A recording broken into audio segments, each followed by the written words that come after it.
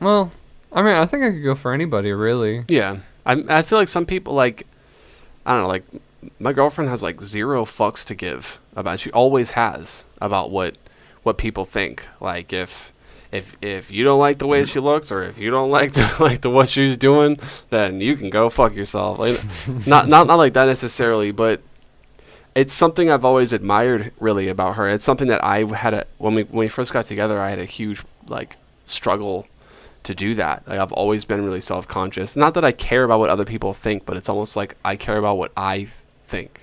Right? I historically speaking, it's been important to me. Like, it's been a matter of concern.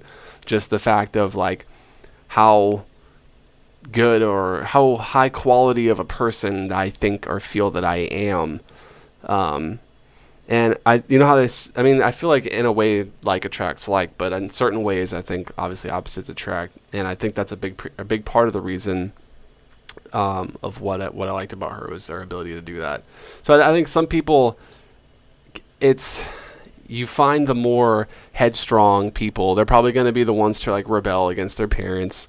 They're going to be the difficult child or whatever.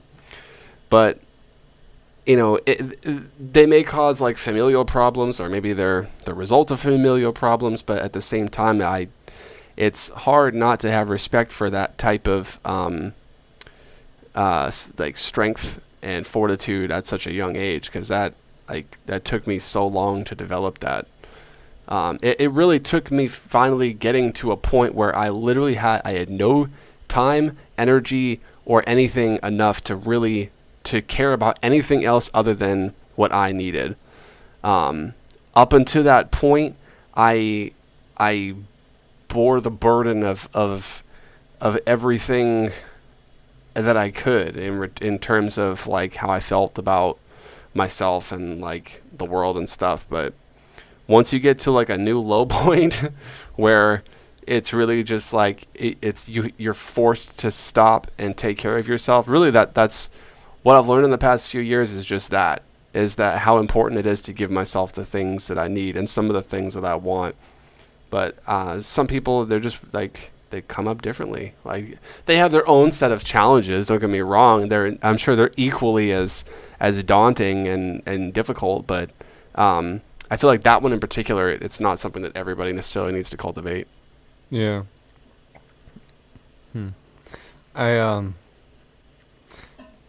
I don't. You know who Dan Harmon is, right? I know the name. I don't know that name. He's the creator of Community. Wait. He's one of the co-creators of Rick and yeah, Morty. Yeah. Dan Harmon. Of course, I know that name. Duh. Yeah, he makes all kinds of stuff. He has a podcast that I was recently turned on to called Harmontown. Huh. They've been making it since 2012. Really? And it's fucking great. It's like my new favorite podcast. I'll check it out. Like he'll just go on like rants, but like I love that. The things that he rants about and the things that he says about them are so like insightful. And it's like you can tell that he's put so much time into thinking about these things that people just kind of brush off. Like one of the ones I was listening to yesterday that he was talking about, he said that people require other people. And if you take a psychopath like I don't know, psychopaths like my roommate does. Like Jeffrey Dahmer? Jeffrey Dahmer, yeah. There you go. Like Jeffrey Dahmer, or like just any like crazy psychopath out there that just has like, you know, you wouldn't think they have any humanity. Right. If you take that person and you put them in isolation for long enough and leave them by themselves, they will react to that isolation the same way that your dad would, the same way that your best friend would, the same way anybody would.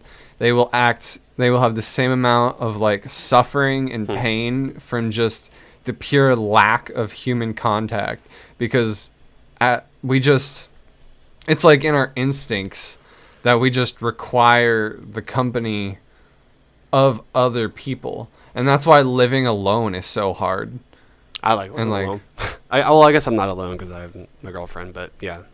Yeah. And when I did live alone, I actually really enjoyed it. But it was before I really had a social life, so at that point it did kind of like weigh heavily on me. It felt like not like a piece of shit, but I felt like I don't know. I can understand where they're coming from. Nowadays, if I were to live on my own, I don't think it'd be that big of a deal. But back then it was. Well, I mean, that's also assuming that, you can go to Publix and talk to the cashier. Oh, you mean like completely isolated? If you were like literally no human contact, not even like you'd internet. go crazy. I bet. Yeah. You had like base instinct, like to function as a human being, no matter who you are. You have to have human contact in one way or another, or else you'll just you won't. There was a guy on YouTube who did like an experiment. I think he only spent like a week or something like that. He spent a week in a one-room apartment with no internet and no interaction. All he had was a camera to record himself. And I don't really remember how it went, but actually, yeah, I think he did sort of like. Imagine how slow the time passes. It'd be so hard, dude. I know, yeah. I mean, I guess I could occupy myself with other stuff. I'd probably just start talking to myself, honestly. I do that all the time. But that's a week. Yeah. If you had to spend a year locked in your apartment. So let's say thanks. You have to be locked in your apartment for a year. I'm not doing this. All your food, all your water, all your bills, guaranteed. Okay, maybe I would do it. So, but you can't talk to anybody. You can't see anybody. You have to be entirely isolated for that entire year. Maybe not a year, but I think that might actually be like a good thing. Maybe not that to that extent. That's obviously, I don't think any person wants that or really could handle that properly, but that's what I'm saying though. Yeah. I think that but I do think though, for instance, let's say if I was like a billionaire, I would look into starting some sort of business where I've actually thought about this. It's like a resort and spa. I originally had the idea that it would be there to sort of facilitate, like, I guess, unorthodox types of activities and experiences, and make them easier and healthier. Yeah, I used to want to do the same thing. Yeah. Like a community center where there's all different rooms where you could go into like an isolation chamber. Yeah. Or like there's like a spa, there's a restaurant, there's like a community thing where you just like talk to people. There's, an orgy room. I mean, hey, if you get enough people, I'm sure enough people would want a dungeon as it's referred to. It depends on what kind of orgy, but yeah. Well, yeah, but I mean, I'm not cleaning that. A dungeon, I think, would be more preferable than an orgy room, because an orgy implies you just hose it down. That everything's just latex. Concrete. Just everything's concrete, and all the furniture is just like something that's waterproof. You take just a high-powered hose, just get like some like foaming stuff, and just hose the entire thing. They get a drain on the floor, like a butchery, basically. Oh man. And just no black lights in that room. Just only those like automated spray like Febreze things. Yeah. Like all around the room. Like a car wash, that thing that goes over the top of the whole room and just sprays it down. Oh man. I mean, hey, if not that if I was one of those people and that's something I wanted to participate in, that's how I would prefer to do it. How do you know you're not unless you're thrown into that experience? I haven't, but I've thought about it. Yeah, everything's worth trying once probably. Yeah, I can't even find a single person to have sex with, let alone just walking into a fucking dungeon and asking someone if they want to play. Hey, soon enough. Actually, I actually thought about this with you specifically. Whoa. I think not that, not like that, not like that. But I was just thinking about how positive this podcast has already been for me in the, what is this, number 4? Is the 4th recording. I wouldn't even this I might consider to be the first I would consider postable episode. So far, I think there's nothing that I would that would keep me from having that. But you know, up until this point, it's been, I look forward to it every week, and like it's something I can work on anytime. It's like it requires, and actually this is kind of why I think wood burning is appealing, because there's a certain amount that if you're going to post a podcast every week, well, yeah, so I was just thinking about how you know, how positive it's already been for me personally in such a short time, because I think you and I have discussed this possibly on recording. Like, I feel like I'm one of those people that if I'm not doing some sort of creative work, I just feel like lost. Like I don't even know. Yeah. I don't know who I am. I don't know what I'm doing in my life. I feel like I have no direction, and that I have nothing to look forward to. Every day turns into the same fucking thing, and it goes downhill so quickly. And something so small, and I mean, it seems small, but doing any one thing. This is kind of why I said earlier, just getting out of your normal, do anything outside of what you're used to. Like if you're not feeling good about life, just periodically, I implore you to just try any little one thing that you might think you might enjoy. If you're like, oh, I want to become an astronaut, but I can't afford to, it's like, all right, well, I don't know, maybe try something else. Like, try something that you can do. Maybe you can get a little rocket and build it or something. Like, they have those ones. Or get a VR headset. Right. Yeah, actually, yeah, that game Adrift, it's really simple. I think it's like a 3-hour game, but it was like their first showcase they had of it. It looks good.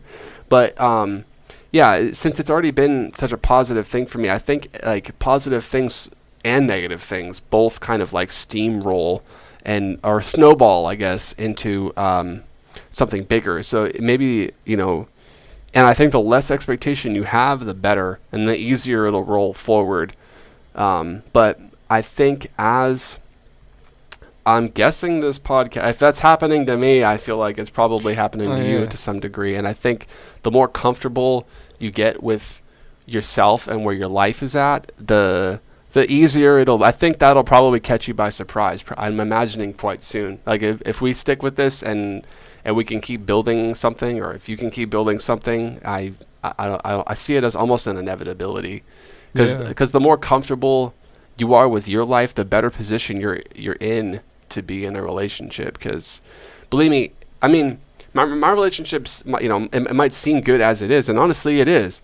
But we've been together over 5 years, and we had to go through a hell of a fucking lot to get where we are, because we were both so fucking messed up in the beginning and all throughout.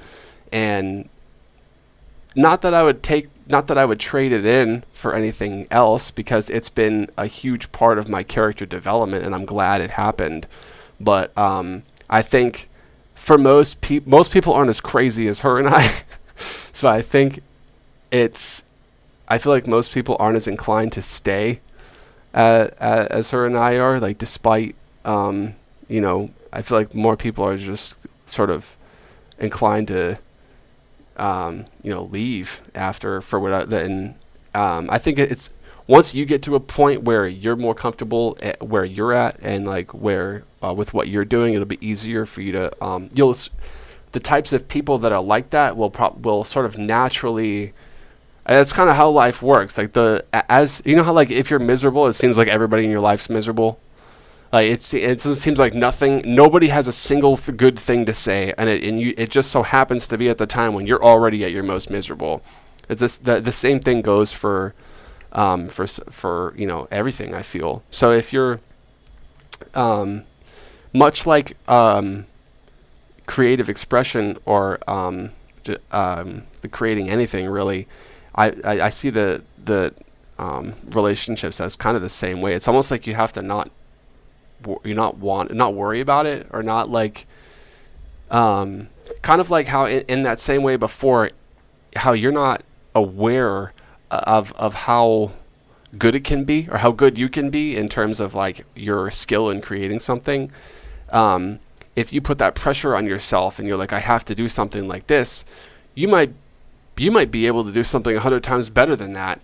But since you're so focused on that one thing, it's all the things that are better than that they're missing you. Like the life's trying to throw them at you, but if you get tunnel vision on any one type of thing, I feel like it becomes easier to miss all the things outside of that. But as time passes, it gets hard, right? Because you feel like, oh man, I'm like, that's how I was with my life progress. Like, I'm older than a lot of my friends, and some of them have done a little bit better than me, and I'm kind of like, fuck, man. Like, for a period of time, I was just like, what am I doing? Like, I need to pick it up, and it creates, the longer it goes on where you feel that some part of your life is inadequate, the harder it gets to be okay with it. But I think if anybody out there can allow themselves to do that, then they'll make whatever they want in their life, whether it's a relationship, a career, or any type of thing, it'll be easier.